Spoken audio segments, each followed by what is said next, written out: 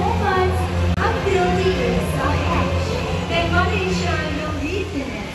The Jurong farm has been successful in breeding Oriental white hornbills.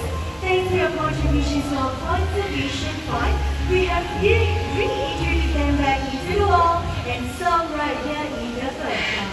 So if you're walking around the park with your eyes wide open, you might be lucky to see some free flying Oriental